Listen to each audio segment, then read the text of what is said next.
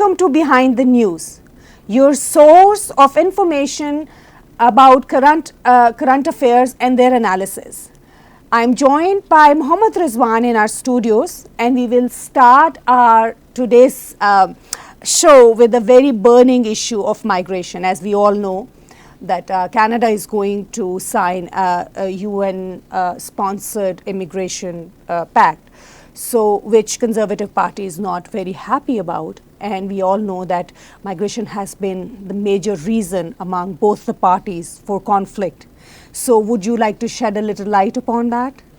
Thank you, Halima. Thank you very much for inviting me. And yes, you have touched a very burning issue, I would say, and it's hot and it's current. And it's not only hot and current in Canada or in North America, it is all over the world at the moment. In fact, I would say that ever since World War II, end of the World War II, the immigration today is the topic, the biggest issue concerning the world and democracies around the world.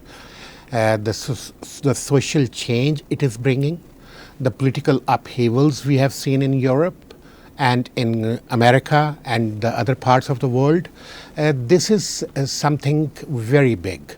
And this is something happening right in front of us. The politics is divided on these issues. The societies are divided on this issue. How much immigration we want, what kind of immigration we want, what country needs what. And before we go into Canada, because Canada is a country which is very welcoming to immigrants, and it is basing, the Liberal Party especially, they are founding their pillar of multiculturalism and diversity on the basis of immigration, which is one of their main political very strong point. Very strong political thing. But before we come to Canada on that, let's see why this issue is becoming so important all over the world. We have seen in Germany, we have seen in France, we have seen in Italy the rise of conservatism, the rise of people who want that the countries should stay in their boundaries. The Brexit, the prime example, I would say, and then coming to power of President Trump in the US. So it's all happening. And behind, deep down, if you look, it's immigration, which is one of the major factors which is driving all this change. So what is for and against immigration? Let's consider in Canada's context. Like I said, that Canada is a country like the United States, which is based on the skills of immigrants.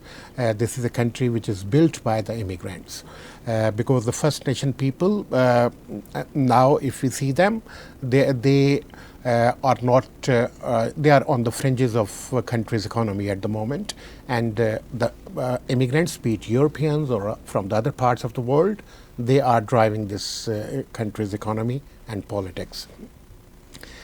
Now, the problem is that when an issue takes a center stage, when it becomes so in such a forefront, and not everybody agrees on that, then it becomes divisive. The politics is divisive. As Conservative Party of Canada, they take the stand that immigration, they are not against immigration, they have never said that, and their manifesto says that they are for immigration, but they says that the immigration which is illegal, and the immigration on which country, on the basis of what and how much.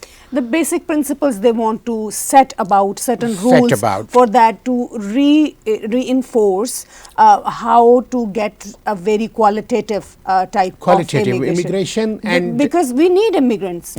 Our country needs them. Definitely this country, if it has, because Canada has a large area, one of the biggest countries in the world, and most of the areas are unpopulated.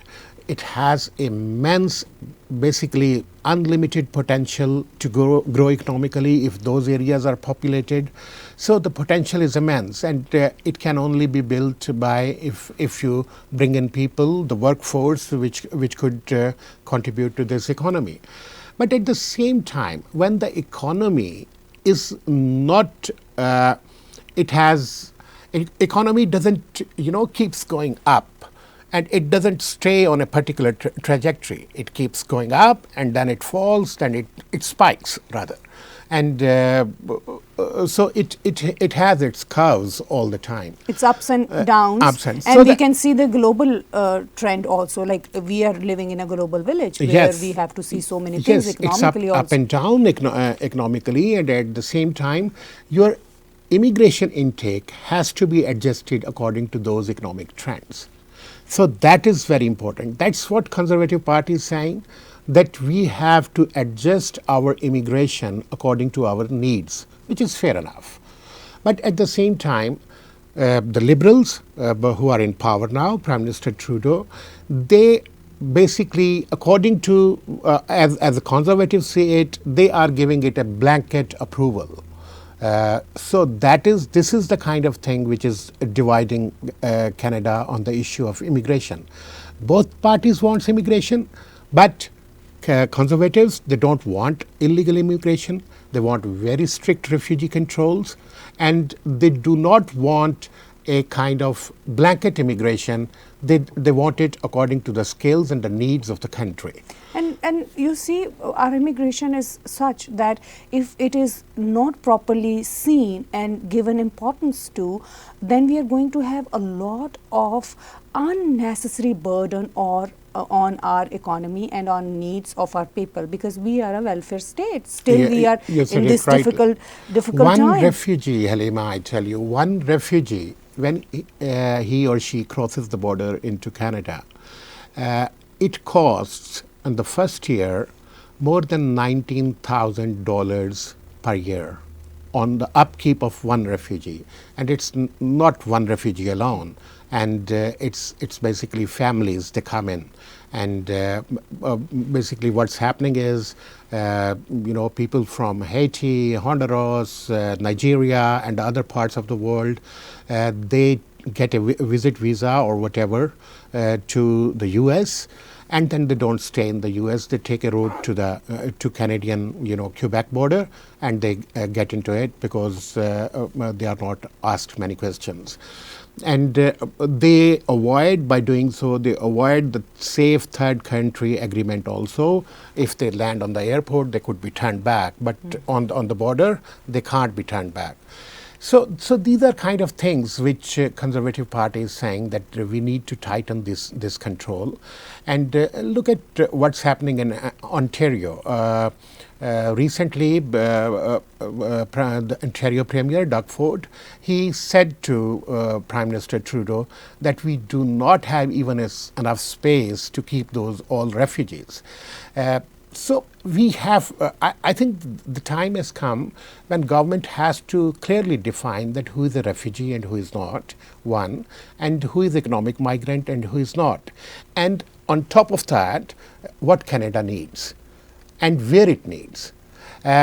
It's becoming, I know it's against the fundamental rights, it's against the constitutional rights which Canada guarantees, that you cannot restrict the movement of the people. I mean, it's against the constitutional charter. But at the same time, you need to populate those areas which are not populated. And so that will save a country for the immigrants and the refugees to become a burden on one particular area. So this is driving down the economy rather than expanding the economy, because it drives down economy of the one area while the other areas are seeking immigrants. So basically we need to review the immigration policies, and we need to redo all the efforts. We need immigration, we need immigrant, we need people who are going to take charge in certain fields in our country, and who are the contributor for future generations to our country. True, I agree. I agree 100% that immigration would be a base for Canadian economy for a long, long time to come, and it has to be seen like this. But at the same time, I think the time has come when we should hear out the concerns of the people who do not like, everybody coming in. It's like open door. Kind of thing. They need stricter border controls. I mean, all they are asking is controls. I mean, they are not asking to shut down your doors. They are just asking the control who wants to come in, who is genuine refugee or a genuine, immigrant or not. That is fair enough because there's a lot of crime going on in the world, and the economy is the first and foremost factor. And at the same time, like you pointed out, that Canada is a welfare state, and it has to match its welfare budget with its resources. I would like to quote here previous Minister for Immigration, Mr. Jason Kenney. He said that Canada is not a parking space, that you park your car and then you come and you see, it's your home, and home needs to be taken care of. It needs to be built on, Yeah. So you're 100% right. I see a point of Jason Kenney in it, because the people who come in, then they have to assimilate, then they have to make it their home. So when the older Canadians who are living here, when they say that it's not happening, the people are just taking advantage of the system, and their heart and mind is not in the contribution of this country, they are naturally upset. And I can understand why they are upset, because it will ultimately bring down it has the potential. I wouldn't say that it would, but it has the potential to bring down the entire economy of the country. You're right. So let's talk about the clause 17, which our opposition leader, Mr. Andrew Scheer, looks very angry about. Yeah. So would you like to shed a little light on that? That what is that, and why he's so upset about it? Yes. Halima, this is a charter, like you said in your introduction to the discussion, that this is an agreement, a compact agreement on immigration, which United Nations is sponsoring. And United Nations is leading this initiative, and this is going to be signed on December 11 or 12 in Morocco. So one of the Canada is the leading proponent of this charter. Canada says, agrees with each and every clause, and they are going to sign it. Interestingly, many countries who were supporting this agreement before, they are kind of pulling out. Like Italy pulled out. I think Australia is very hesitant to go with the charter. Israel pulled out, and America refused to sign, at all. I mean, they say that they are not going to sign it. And it's important to mention here that this is just a political declaration. This is not something which is legally binding on the countries. Even if they sign it, they can still make their own immigration policies. But this clause 17, this deals with media. It says that media should be sensitized, and media should be encouraged to use the words which are conducive to the diversity and economic integration of the immigrants. And they should not use those words which are offensive to the immigrants. So here comes the issue of the media, independence of the media. I think media should have this right to inform to its readers and the public at large whatever it sees it's going wrong, and whatever it sees which is not being done correctly. So isn't it it's also their right. Isn't it also included in the Freedom of Speech Act, which is It also guarantees. our core value of Canadian system? Right. That's what we love Absolutely. about our country, that we can speak, we can talk about, we can discuss, and we absolutely. can reach to certain conclusions about certain Absolutely, problems. absolutely. It contradicts the freedom of the speech thing, one. And second thing is, look, I mean, the Liberal government of Prime Minister Trudeau, they are saying that there is irregular immigration happening.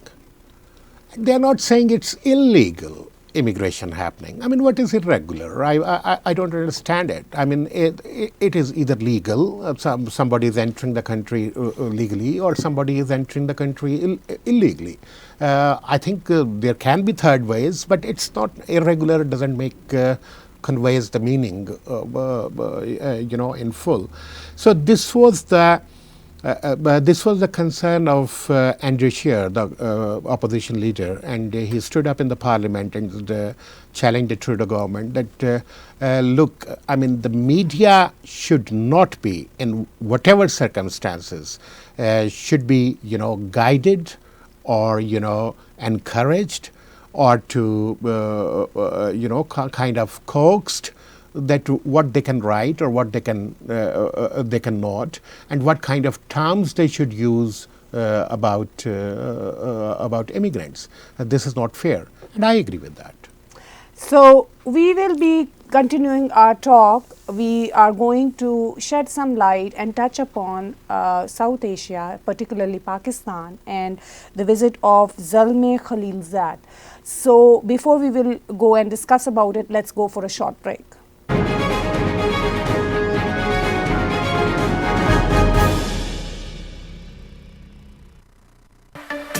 Today we are showcasing Rotimatic. It's a fully automated roti maker. This is the first time we are bringing to Canada, and it's available on bestbuy.ca online. Been using this device for a year now, and it's absolutely lifesaver to me. This is very handy device. It's a small, compact, very easy to make the rotis. You can make crepes, you can make wraps, you can make rotis, parathas. Multi-talented machine this is. Now Rotimatic is available in Canada online at bestbuy.ca. Free shipping within 3 to 5 business. Mississauga में बेहद कामयाबी के बाद अब Brampton में second location ताजा taste restaurant. ताजा test का है ताजा ताजा मजा, ताजा टेस्ट का है ताजा ताजा मजा, ताजा टेस्ट रेस्टोरेंट। दिल्ली, कराची, लाहौर के मजेदार खाने। Taza taste restaurant, Lahori chicken chole, मजेदार चिकन कढ़ाई, कबाब, टिक्के और बारबेक्यू आइटम्स। ताजा यानी मजेदार, Taza taste restaurant. Second location in Brampton at the intersection of Torbram and Steeles, 957928866. Welcome back to Behind the News. In this segment, we are going to talk about Zalmay Khalilzad's visit to Pakistan and a very interesting tweet of one of the Pakistani ministers sent out. So, Rizwan, let's talk about what do you think? What is the reason for Zalmay Khalilzad's visit to this region, and what light can you shed upon that? Halima, this visit is very important in many ways. Zalmay Khalilzad, as we know, is US administration's top representative who is brokering at the moment peace in Afghanistan, who has been given this task, and he has done already 2 rounds that we know of negotiation with the Taliban. His task is very significant because he is the first representative of US administration who is talking directly to the Taliban groups, all groups and their representatives, and it seems that the flurry of activity that we are seeing from his team, it means that it indicates rather that they are making some kind of progress, and the talks, which the momentum has not stopped, it has a certain momentum. So the Khalilzad now is visiting Pakistan to rally the support of his peace initiative for this peace process, and he is asking Pakistani government. He met Prime Minister Imran Khan yesterday, and he is asking Pakistani government to put their weight behind and pull their influence, whatever they have at the Taliban groups at the moment, and whoever they have influence on at the moment among the Taliban. So they are asking their support, Pakistan's support on that.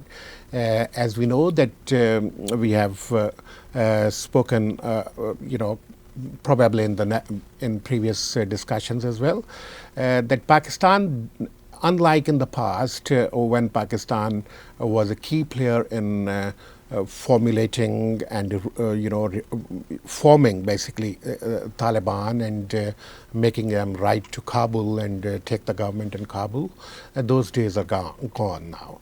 And Pakistan doesn't have a blanket influence on Taliban anymore, but it has certain influence on a particular section of Taliban, which includes Haqqani group as well. So what do you suggest by this? Do you think that there is a change in US policy, but they are still changing? I mean, if we see like previous couple of months, they were entirely talking about different things, like as if Pakistan is out of this, Pakistan's role is out of this.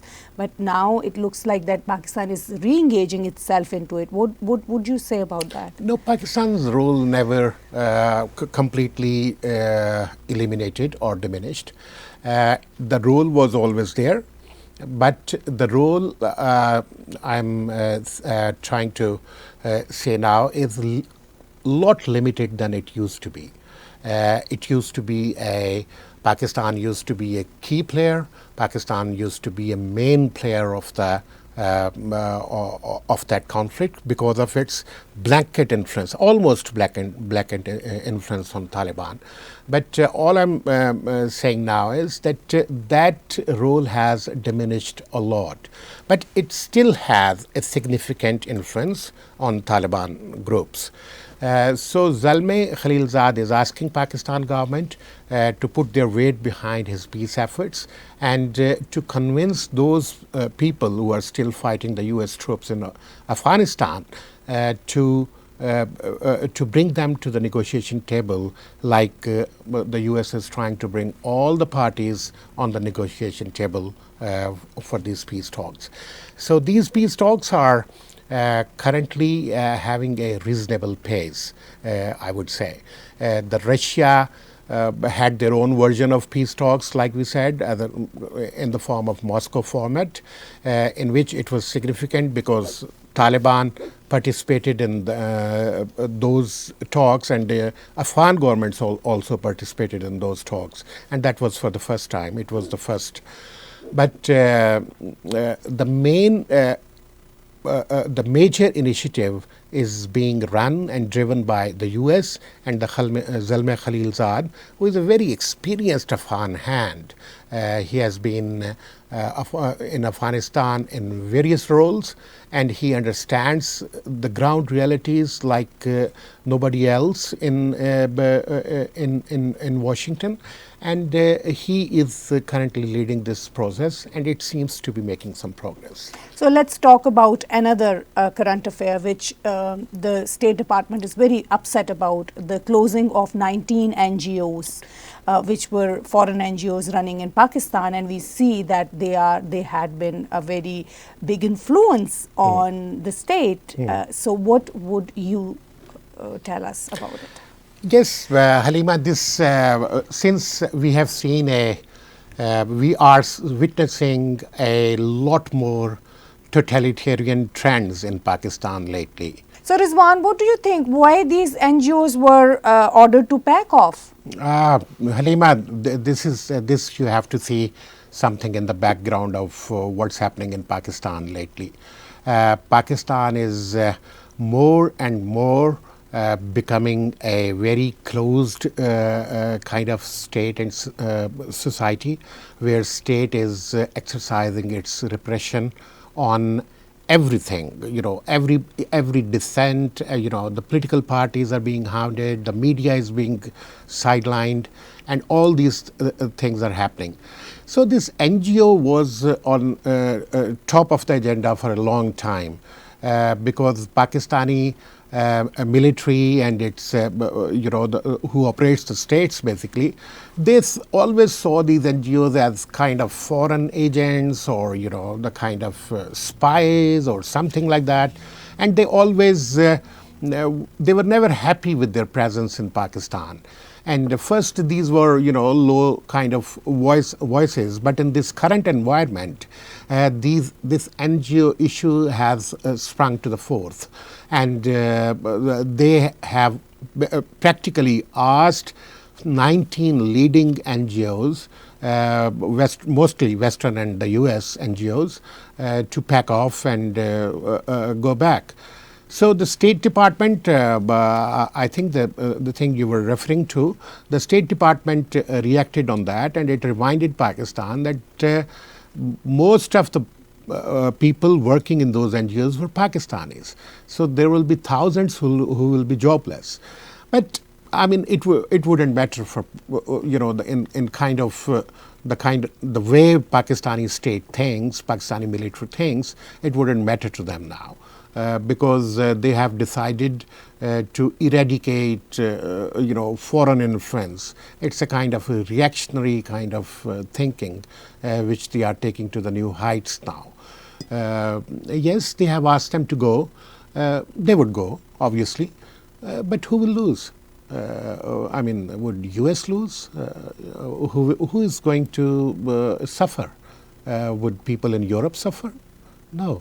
They were running projects mostly for health and education in rural areas of Pakistan. They were bringing, millions of dollars of funds to Pakistan. They were spending it. The problem was that they were not spending through the state. That was the problem. That if they had given this money to the, people who run the state in Pakistan, that look, take this money, there would have been no problem with wherever they would come from, either US or Europe or wherever. And the work which has been done by them wouldn't have been done by them. I can count now that how many projects which were really important for the rural areas in Sindh, the rural areas in KPK and in Punjab they were running. And I have seen myself those kind of projects. And Pakistan is a big country. It's a country of 220 million people. So the impact would not, you would not see. It's not a one dam which you would remember that, look, this is the dam which that NGO built. It's kind of contributory work. Somewhere they are giving, clean water. Somewhere they are installing schools and building schools. So these kind of work they were doing in these areas, and if you don't like them, and if you are asking them to go, who will lose? I mean that's my question. They will obviously they will be happy to go back. They will take their money, and the people of Pakistan will suffer, and the people who were employed by these NGOs they would lose their jobs. So it's as simple as that. So before we conclude our show today, let's talk about the politicians and their tweets. Pakistani politicians and their tweets are very famous and are taking a lot of attention in social media. So latest tweet by Shiri Mazari, what is that and what do you think? How impact, which kind of impact is it going to give? Halima, in Pakistan, the social media is, I can see, I would say that it's a kind of thing which has come into people's hand, and they don't know how to use it, when to use it, and for what it is used for. And what kind of consequences it is going to? What kind of consequences it would bring. Unfortunately, the people in the government and the so-called educated people, they are also hooked up to Twitter, and they can tweet whenever they want, whatever they want. Basically, this minister, Shiri Mazari, She is human rights minister, by the way. She is one of the stalwarts of PTI government in Pakistan at the moment, and considered very close, very close and cozy with the Pakistani military, because she has been running their projects as well. And when Zalmay Khalilzad arrived, and she kind of sent out a nasty tweet without any reason, uncalled for. Zalmay Khalilzad tweeted that he is coming to Pakistan and he'll be on multi-country visit, and Pakistan is one of the stop. That's all he tweeted. And this minister, Shiri Mazari, she said, hopefully, you will bring, you are coming into Pakistan with the right mindset and not with the, haughty and all that stuff. I don't know. I mean, if you could show it on your screen, that would be, much elaborative. But, kind of unnecessary and nasty thing. And it's irresponsible for a minister. Very irresponsible. But, who is responsible in Pakistan anymore? I don't know. I don't know who is responsible. I mean, you see their foreign minister talking and you just hold your head. And you see their prime minister talking, you would say that what kind of people they are. I mean, they don't know what words matter and what should they say, what should they not. And the same is this lady, Shiri Mazari. And, it was totally uncalled for, and it was nasty, to say the least. And yes, they do it all the time. So Rizwan, thank you very much once Thank you, again for shedding Halima. so much light on the current affairs, which is the scenario of our current trends. Yeah, Thank you very much. Thank you. Thank you, viewers, for watching our show today, and hope to see you next time. Stay tuned.